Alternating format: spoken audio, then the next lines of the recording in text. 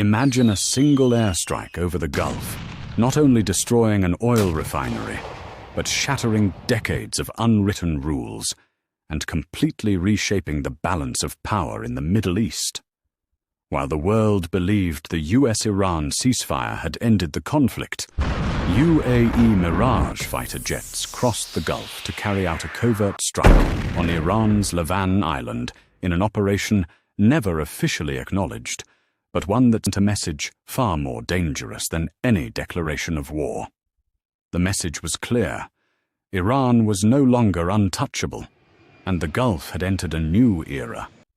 No one truly knows how it will end. In recent weeks, the Gulf witnessed a dramatic shift that changed the rules of conflict in the Middle East, far beyond the headlines of war and ceasefire. While the world believed the US-Iran ceasefire had stopped the escalation, UAE Mirage fighter jets crossed Gulf waters to launch a precision strike on an Iranian oil refinery on Lavan Island, a location far enough from Iran's strongest air defense systems to become the perfect target. The strike happened quietly, without any official admission from the UAE, but Iran knew exactly who carried it out. And according to multiple reports, Washington was fully aware and quietly approved. This was not just another military operation.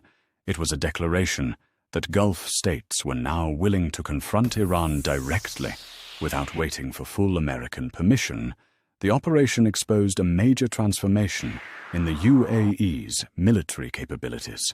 French Mirage fighter jets, Chinese drones, and advanced Western and Israeli technology were combined in a single operation, reflecting years of preparation and military expansion by Abu Dhabi.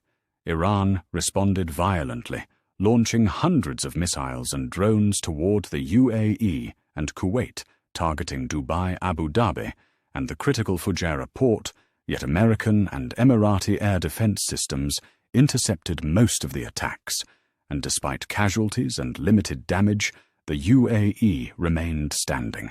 This alone convinced many Gulf governments that Iranian deterrence was no longer as terrifying as it once seemed. The message from this confrontation was unmistakable. Iran could be struck directly, and its retaliation, while massive, could still be contained.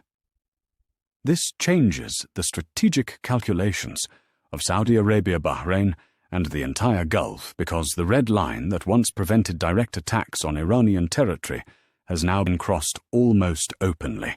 At the same time, the crisis exposed deep fractures inside the Gulf Cooperation Council, where Qatar and Oman still prefer dialogue with Tehran, while the UAE has chosen the path of military force.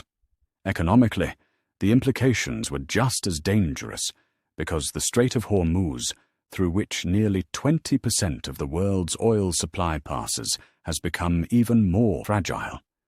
Insurance companies raised risk premiums, oil tankers began reconsidering routes, and global energy markets started repricing the probability of supply disruptions. Fujairah port, which was built specifically as a safer alternative outside the Strait of Hormuz, was itself targeted, proving that even the backup routes are no longer secure. Oil prices surged with every escalation because markets realized this was no longer political tension, but a direct military conflict threatening the world's energy lifeline. The complexity of alliances also became impossible to ignore.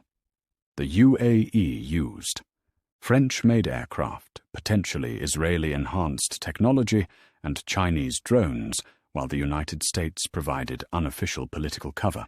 This revealed the reality of modern warfare, where conflicts are no longer divided into simple lines between allies and enemies, but shaped by overlapping intelligence networks, military partnerships, and strategic interests. The most dangerous part of the story is that all of this happened during an official ceasefire, which means the real war never truly stopped. It simply continued in the shadows through different actors and different methods. This is why many analysts believe the official narrative of the conflict is incomplete.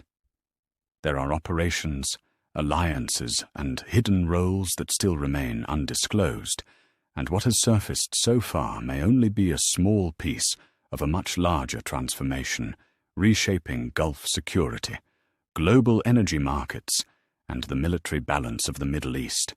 As the situation evolved, Iran's deterrent strategy faced its greatest test in decades, strong enough to discourage any regional power from even considering confrontation. But what happened on Lavan Island shattered through that image. The UAE launched the strike. Iran retaliated with hundreds of missiles and drones, and yet the UAE did not collapse. Its economy continued functioning, and its infrastructure survived. This alone forced Gulf capitals to rethink the true balance of power in the region. Saudi Arabia is watching this transformation in heavy silence, because for years Riyadh fought Iran through proxy wars in Yemen, Iraq, and Lebanon, but never directly attacked Iranian territory. Now, after what the UAE has done, a new question is emerging across the region. Could other Gulf states eventually follow the same path, and has direct confrontation with Iran become an acceptable option after decades of being considered untouchable? Meanwhile, Iran faces a deeper problem than military damage. Its regional proxy network, which once formed the backbone of its deterrent strategy, has begun losing effectiveness. The Houthis are under constant pressure. Hezbollah has suffered major setbacks, and allied militias across the region failed to decisively alter the course of the confrontation. As a result, Iran was forced to rely on its own missile arsenal instead of proxy warfare, and that alone is an indirect admission that the old deterrent structure is no longer functioning the way it once did. The United States emerged from this crisis with a complicated strategic victory. Washington did not fight directly, but allowed its allies to act, and delivered a no longer viewed as a temporary crisis, but as a direct threat to the global economy. Shipping companies, energy corporations, banks and investment funds now understand that the region has entered a far more dangerous phase, where a single strike can raise oil prices and disrupt global trade within hours. With every passing day, more signs appear that the Middle East has entered a regional Cold War, but with far more advanced and dangerous weapons. The greatest threat is not the missiles or fighter jets themselves, but the uncertainty surrounding everything.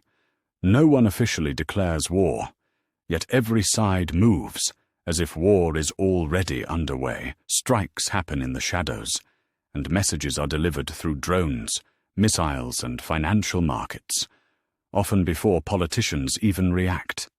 Iran now realizes its enemies are no longer as afraid of confrontation as they once were, while the UAE understands that every successful military operation makes it a permanent target for Iranian retaliation.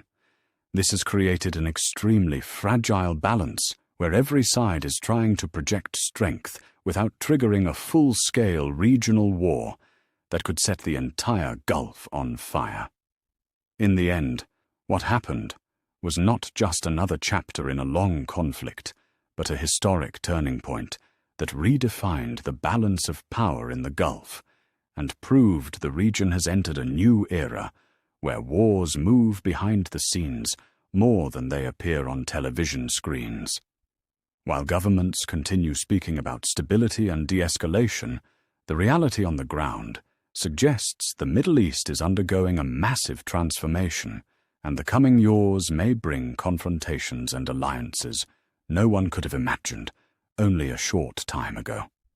And if you enjoyed this video, do not forget to subscribe to the channel and turn on notifications so you never miss any new content, and stay tuned for the next video, because what is coming next could be even bigger and more dangerous than everything we talked about today.